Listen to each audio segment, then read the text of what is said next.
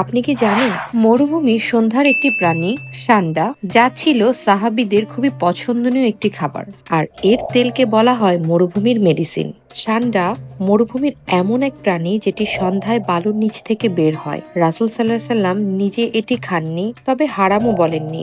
সাহাবীরা এটি খেতেন।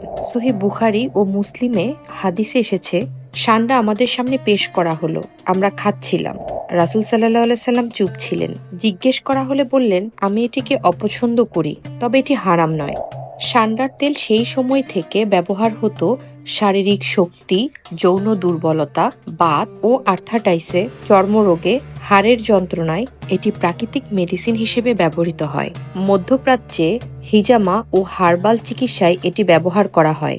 সান্ডা ও এর তেল শুধু একটি প্রাণীই নয়, বরং মরুভূমির রহমত হিসেবে মধ্যপ্রাচ্যের মানুষরা এই তেল ও এই প্রাণীটিকে খুবই পছন্দ করে এবং লালন পালন করে।